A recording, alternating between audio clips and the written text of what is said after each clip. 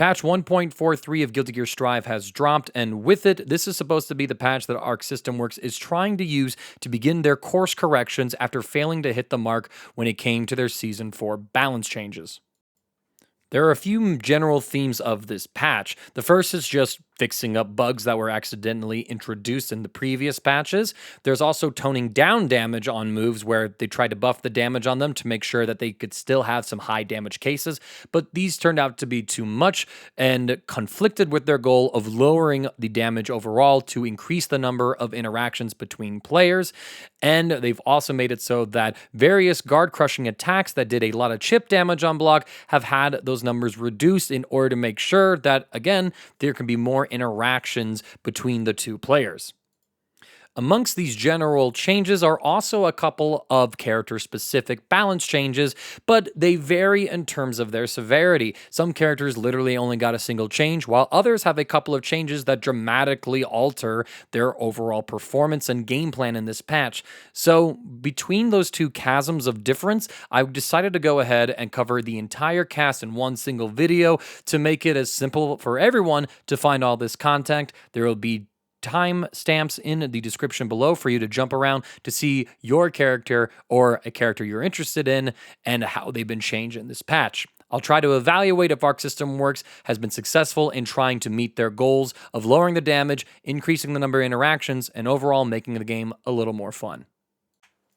Soul Badguy has two very simple changes. The damage on his Volcanic Viper has been decreased by 20 points, going down from a base of 100 to 80. His other change is to Wild Throw, which also had its damage decreased by 20 points, going down from 130 to 110. These are very small changes that won't overall impact Soul's performance level in terms of Guilty Gear Strive. It will, however, lead to his combos doing slightly less damage. Moving on to Kai, his charge stunnage does 15 less damage, both against a normal state opponent and a shock state opponent. More interestingly is a functionality change, where they made it so that you can no longer perform any version of Stun Edge while the projectile is already out. This removes some of his long block and combo strings that he was able to do in the previous patch, namely in Dragon Install. Now if you try it, you just get a heavy attack.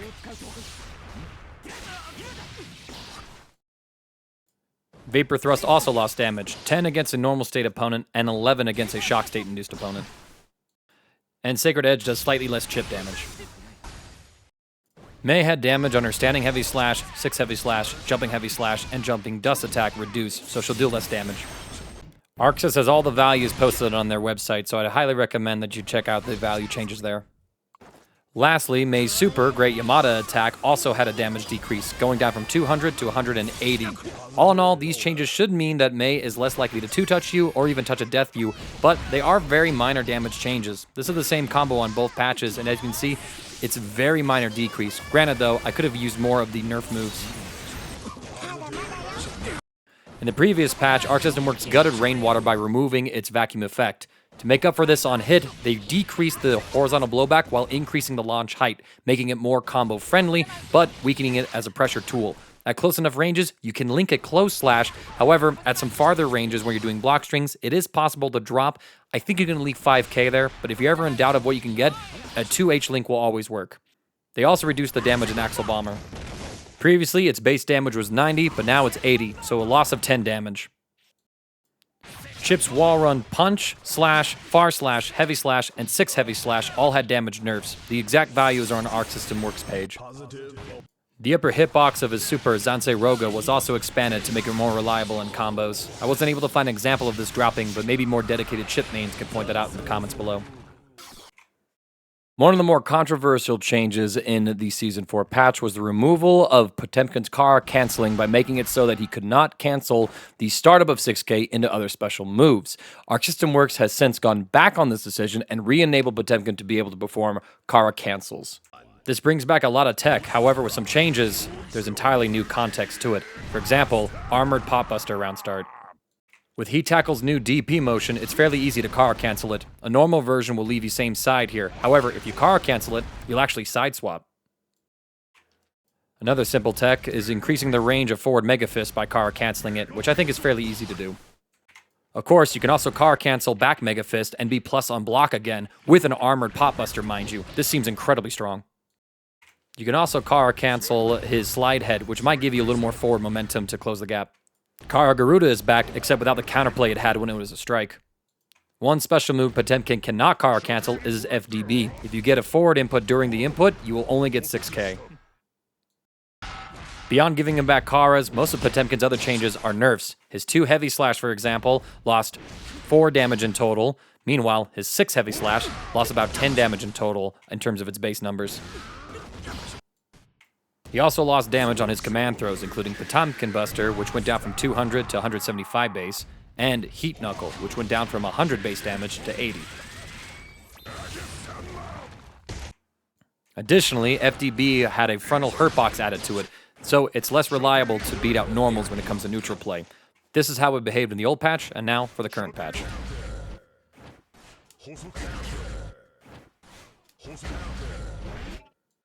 Lastly, he lost 10 damage off of his Heavenly Potemkin Buster. All in all, Potemkin should be a powerhouse in this patch because of his Kara cancels and how his moves weren't adjusted around having these Kara cancels back into the fray. I wouldn't be surprised if we see nerfs in the future. Aside from various bug fixes to his items, Faust's only real change is to hole-in-one during the follow-up of Pull Back, which lost 30 of its base damage, going down from 150 to 120. As for Millia, Arc System Works decreased her defense value from 1.14 to 1.09, decreasing the damage she takes. This is a side-by-side comparison. Millia also lost some damage on various moves. Jumping Dust went from 55 base damage to 48 base damage. Iron Savior went from 55 base damage to 48 base damage. And then, lastly, Artemis also went down, losing 8 damage in total, going down from 60 to 52. Her most important change, though, is to Capel. Previously, after they took away the ability for it to launch a grounded opponent, it was hard for Millie to actually get confirms from using this at certain heights and angles, making it a very stiff move that could sometimes leave her punishable. Arxis reduced the recovery, meaning that Millia is now able to get combos easier from this move, improving its utility as a pressure tool and as a combo tool. Zato has no direct changes to him in this patch. The only change that is listed is sort of like a bug fix, where his damage state hurt box was expanded so that he's a little more combo friendly. So I guess you could argue that is a slight nerf to him. I guess Arc System Work thinks he's in a good enough spot. He did make a top 8 appearance at Tampa Never Sleeps' online Guilty Gear Strive bracket, 143, where he took 5th place in the hands of the player Poncho. Whether or not that's a result of people forgetting the matchup because you don't see him so much, or if these changes that he received in the Season 4 balance patch were enough to give him a little bit of lifeblood. He is overdue for a new move, as some other characters have gotten their new moves already, and he's still one of the core main cast characters that hasn't gotten their move, so I'm hoping next year Arc System Works gives him one, and we can maybe start to see people pick up the character again. Of all the characters in patch 1.43, Ramlethal is arguably the most nerfed. She was one of the best characters in Season 4 because of the changes that Arc System Works gave her, and it seems like in this patch, they thought they overdid it and wanted to course correct by heavily nerfing various aspects of her kit. Let's break it down. For starters, every single move of hers that involves her swords has its damage reduced. That's because the swords will multiply the base damage of all of her normals and special moves depending on how many she has equipped. The maximum multiplier was 1.5 and now it's 1.4, and it applies to her far S, her crouching S, her standing heavy slash, crouching heavy slash, 6 heavy slash, jumping heavy slash, sabrobato, aggressor ordono, and mortobato. So I have these side-by-side comparisons here as performed by Asuka with his mana shield on. So he is going to have a rather low defense multiplier, which greatly reduces the damage. The next big change is to Bayonetta, which now has an increased duration before the sword can be re-equipped. I have them playing here side by side so you can compare. To compensate for this, the sword does move faster to Ramlethal, making it easier for her to recover once it's up. This change has a lot of implications for how Ramlethal's corner pressure now works. Previously, you were able to do this block string, which is something that SQ has demonstrated high-level play, to pretty much frame trap the opponent into this nasty situation where you could crank the risk gauge and then cycle through your swords. Arc System Works wanted to move Ramlethal away from this infinite block string pressure style of gameplay with the rework, but failed to do so. So now, with the increased cooldown on the swords, Ramlethal can no longer loop this block string and crank the opponent's risk. The swords are on cooldown here, so for her to extend offense, she would need to invest her burst gauge on a Wild Assault or her tension gauge on an RC. Another change that also nerfs Ramlethal is the bug fix to the inability to throw tech when a projectile is active on you. Ramlethal was really good at abusing this bug because of her swords. So what she would do previously is that she would get you in the corner, she would throw one of her swords at you, and then she could run up and threaten a strike throw mix. Now, you could tech this throw, but you had to press frame 1 basically. So you had to effectively read the throw hard and mash on it. If you tried to lay tech and try to fuzzy time between blocking the projectile and teching the throw, it wouldn't work. And this meant that Ramlethal had access to a really potent strike throw mix here, because then she could bait out your predictive throw tech and get a full combo on you. So basically, she was able to break the wall from this circumstance and kind of run her offense from it, and this was a pretty powerful part of her mix-up game in the corner. However, this bug is now removed, and so now you're actually able to fuzzy tech against this situation. I was able to tech much later than I could before. If Ramlethal tried to go for the same mix-up and try to shimmy me, I can actually defend against it appropriately. I never got hit because my throw input was timed at the same time as the explosion, and it still would have been able to tech the throw if Ramlethal had gone for it. So this strike throw mix-up for her is far less potent than it was before because of this change. It is a bug fix, and it wasn't really an intended feature, but it was something that largely benefited Ramlethal, and so she feels the impact of this bug removal a lot more than many other characters do. Now, you could try and target the opponent's couple of frames where they stand up to input their throw tech option to hit them with a low, but if you're doing this off a heavy sword, your confirms are a little mitigated, to say the least. Against standing opponents, too heavy without the sword does not actually combo on them. This incredibly nerfs the confirms that Ramlethal can go for when she's in this particular situation.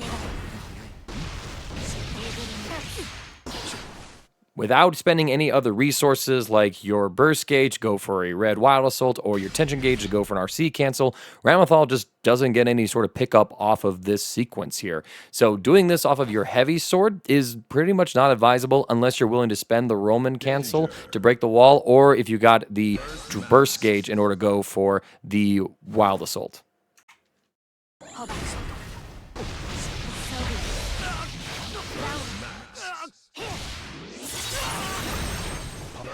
This does make her a lot more reliant on having other resources in this particular situation in order to have the same potency that she did before. Clearly a nerf.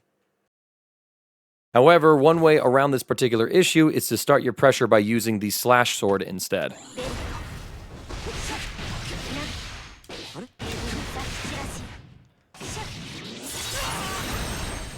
As you can see, by using the heavy sword to buff the 2 heavy attack so that we're able to actually hit that standing Asuka model, we are able to then structure our combo in a way that lets us break the wall. So Ramlethal players might have to adjust which swords they want to throw first and what mix-ups they're going for based off those swords. But that does mean that Ramlethal's pressure is a little more streamlined around what sword does she have out and what resources she also has available. It is a nerf overall, but there's still some functionality here, and it is going to take a bit of time for Ramlethal players to optimize and adjust to these new changes.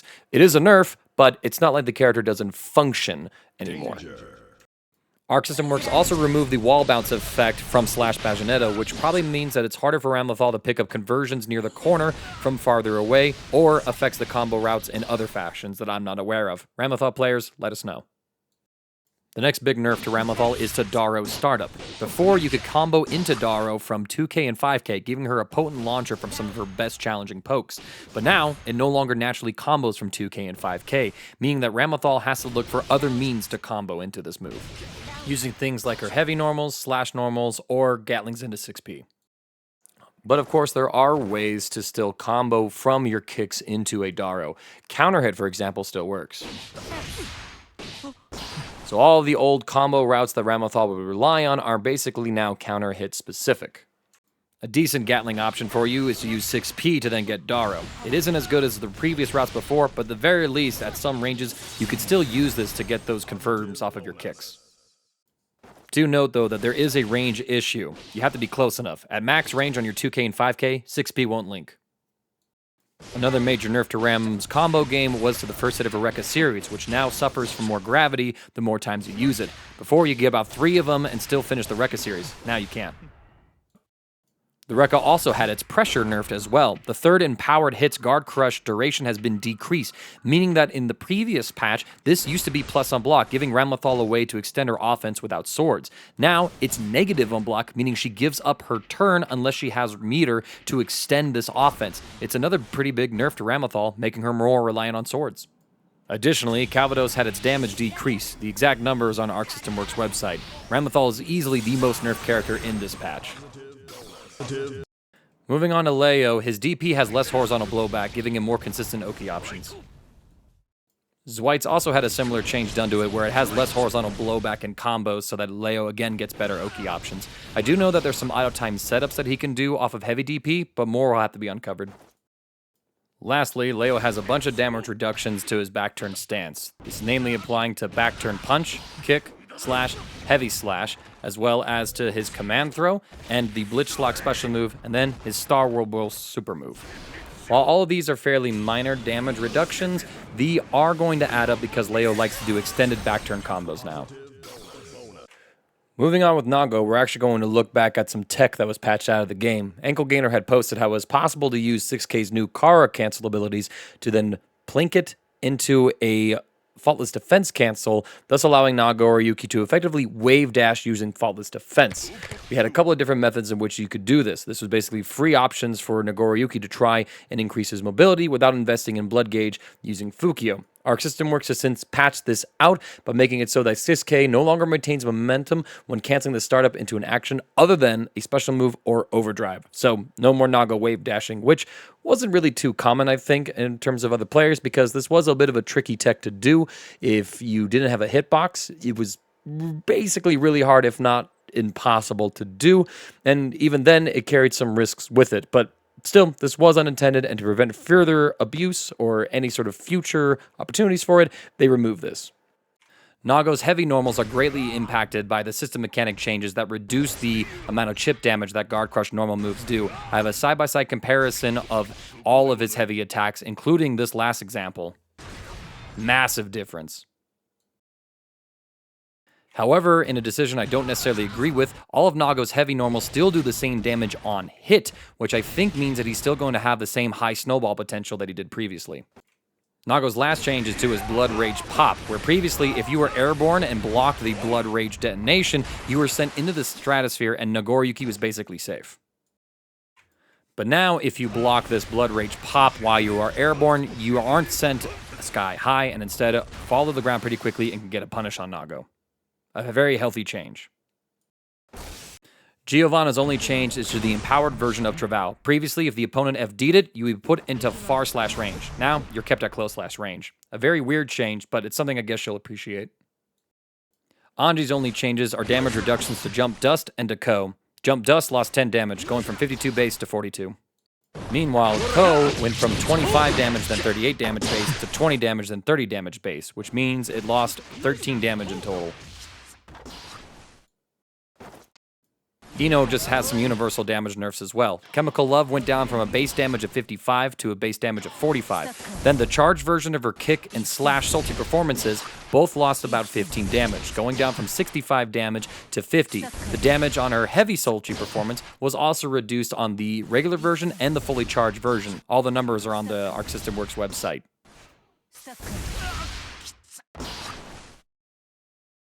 On paper, it seems like Goldlewis is heavily affected by the reduction in chip damage on his Behemoth Typhoons. However, once you remember that you want to FD this to relieve pressure, it really comes out to a nerf that doesn't do much. 6 Heavy Slash lost 10 of its base damage, going down from 75 to 65. Arc System Works also increased the base damage scaling on his Behemoth Typhoon starters. However, when comparing on a Mana Shield Asuka, it seems incredibly negligible. They also increased the cooldown on his security gauge after you spend it on Behemoth Typhoons. I'll show them side by side. There is one change to Goldlewis in the patch notes I haven't been able to figure out, and that's to his 62314 Behemoth Typhoon.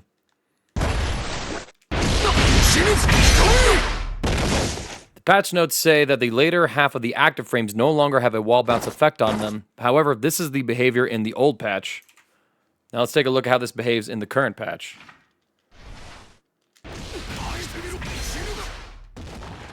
There's no wall bounce effect here, so I'm not entirely sure what this is supposed to mean, if there's some sort of mistranslation, or if there's a little bit of tech to set up this wall bounce that I'm actually not hitting right now. Any Goldlewis players that can clarify this, I'd greatly appreciate it. Lastly, Skyfish has increased recovery. All in all, though, Goldlewis got slaps on the wrist, whereas a character like Ramlethal basically received several meaningful changes. Jacko only has one real change to her kit this patch, which is basically a reversion of a nerf that they applied to it. Previously, they changed the blowback on sweep so that it was going to try and reduce the reward on hit. However, a consequence of this increased horizontal blowback was that it basically killed many Okizeme setups that she had previously. Before, you'd be able to cross up the opponent with a forward jump, and then, if you had servants in place, you'd be able to go for left-right mix-up and convert off of them as well.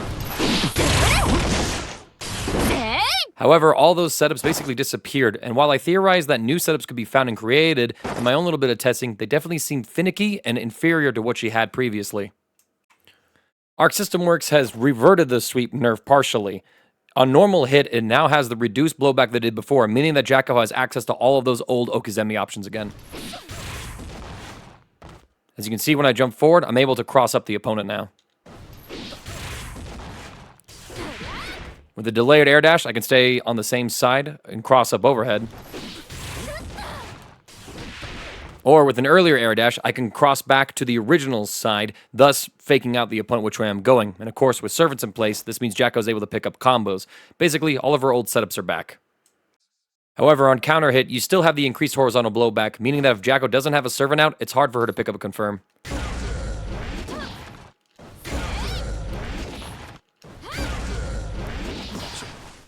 So basically, Arc System Works achieved the goal that they wanted, reducing this move's reward as a poke that counter hits in neutral, but maintaining the Okizeme options that she had before. I'm pretty sure Jacko's will be hailing this patch for this one change to the character alone. Outside of that, Jacko just had a bug fix to her serve and shoot, where before she would accidentally cancel into a dash if she didn't make contact with the servant. That's no longer possible now, so it's behaving as intended. Epic Chaos has no changes in this patch, not even to the damage he does with his Guard Crush bullets, so he's effectively the same character as he was before, which is to say, still a pretty strong character considering that Jack has been able to win several online tournaments with the character still. Baiken has one change. She lost 6 damage on her 6 heavy slash. The base damage used to be 66, and now it's down to 60. So odds are you'll see characters lose between 6 to 5 points of damage when she connects this move. It's a very small change, not really going to impact her much. More interesting is Testament, who had the duration of Stain State increased on their kit. The few extra seconds Testament has to force their offense while having the threat of a Stain pop is pretty important for their offense, I'd say. Another great buff Testament received was the removal of the front hurt box on Grave Reaper. Before, in situations that they would have been poked out from, now they're completely safe. I'm not sure why Arxis decided to do this for them, but I guess they just wanted to buff Testament more. Bridget is also unchanged in this patch, so I guess Arc System Works thinks she's good enough as she is. Sin does a little less chip damage with his follow-ups now. However, you're probably getting hit by these more often than not, and you should be FDing them to reduce the damage you take anyway. Hawkbaker's follow-up lost 12 damage overall, which is pretty important for Sin since he likes to use this in mid-screen in order to extend his combos a little farther. But again, fairly negligible as all his other damage options remain untouched. Tyrant Barrel does less damage across the board, regardless of whether you hit it at level 1, level 2, level 3, which is the clean hit. While Bedman has no directly listed changes, he is impacted by the universal changes to Guard Crush and the damage reduction on Chipp.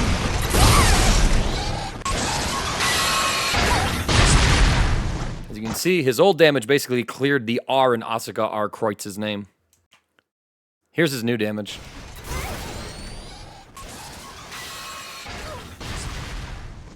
Now, the R is barely interacted with, so Bedman is losing a little bit of chip damage, but this isn't as core to his identity as it was for Nagoriyuki and for Goldlewis, I'd argue, so it's a negligible nerf at best, I think.